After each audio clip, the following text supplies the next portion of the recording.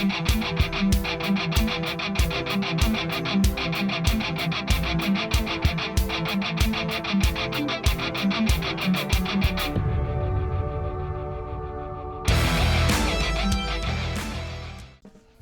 everyone, welcome into the Birdland Network where we talk all things Orioles and Major League Baseball. So the postseason is just about done. We're well into the World Series at this point. Just a few more games to go, and then we will officially be into the off-season for all of Major League Baseball, including the Orioles. And that means players that are free agents officially become free agents. They can talk to other teams. Teams can start talking about possibly tendering contracts to players, non-tendering contracts, trades, things of that nature. And today I'm going to talk about my top 5 Baltimore Orioles players that I think will not return next year with the O's. They will not be in Birdland next year. I think some of the guys on this list you'll probably agree and probably be like, duh, no kidding, yeah, he's definitely not coming back. And I think a couple other ones might be some surprises. But let's get right into this list. So number 5 for me, we're going to start with John Means. Now, Means was the Orioles' ace for several seasons, and he was the opening day starter at one point for the Orioles. But Means' health is his biggest adversary. He missed most of the 2022 season, starting only 2 games with Tommy John surgery, but he did return late in the 2023 season with 4 quality starts. He posted a .266 ERA in those 4 starts. He began the 2024 season on the injured list, and later joined the rotation again, and it pitched well. In that time, he was with the Orioles in 2024 to a .261 ERA. But then again, he had shoulder issues and eventually had a second Tommy John surgery. And he missed the rest of the 2024 season. And he's going to miss most of 2025, if not the entire 2025 season.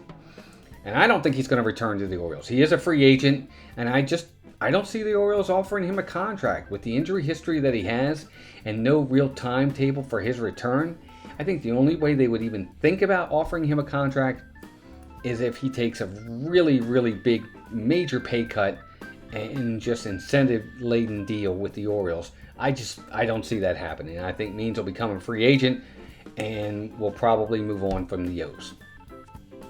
Number 4 on this list for me, I think, is a no-brainer, and that's Eloy Jimenez. Now, Jimenez, of course, he came over in a July trade during the trade deadline with the Orioles, and he's a solid hitter, and he started fast for the Orioles when they traded for him in July. But as the second half progressed, his numbers fell off quickly.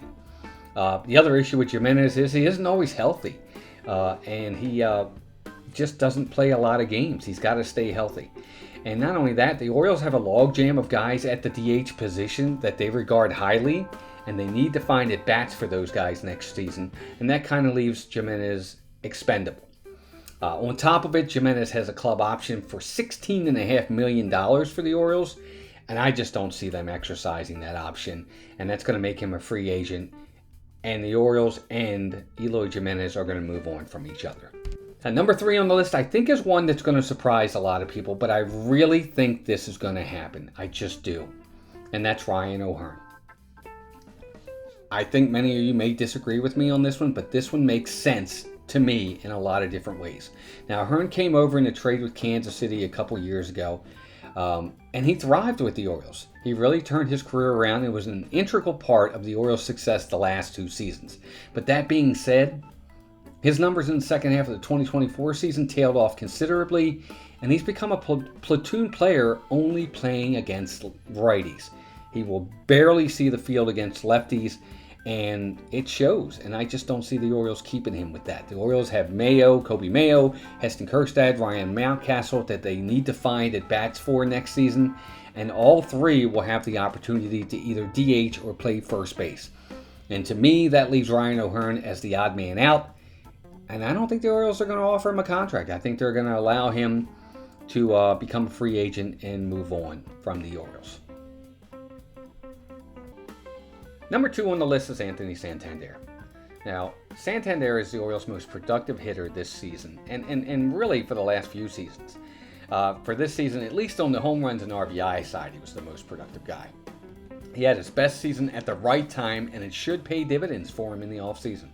His 44 home runs were the most by an Oriole since Mark Trumbo in 2016 when he hit 47. He was 3rd in all of baseball this year in home runs behind Judge and Ohtani, and his 102 RBIs were the most in his career.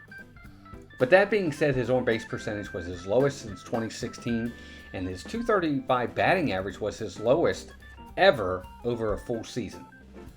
But that being said, this offseason, teams are going to line up for a switch-hitting power hitter who also is serviceable in the field. And I've seen some people say he's going to land anywhere from a 7-year, $150 million deal. That's an incredible deal, and it's one that is probably going to have to be offered by another team. Santander is a good player, but I think the 2024 season was his peak. I think that was the top of the hill for him, and I think there's just nowhere to go but down for him. I expect the production to go down from here, and I think the Orioles agree with me and will move on from Anthony Santander, especially since they have other options in the outfield.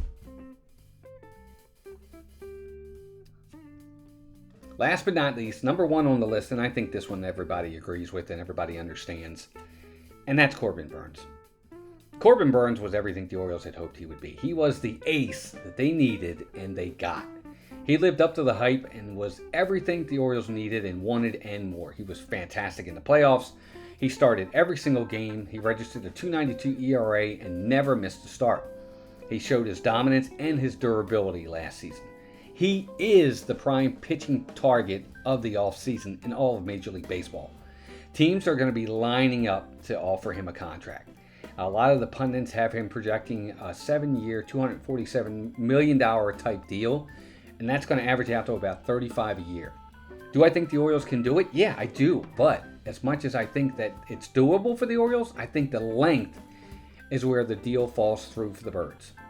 I just don't see him giving him that long of a deal. If he takes a lesser deal for less years, I think maybe they might pull the trigger.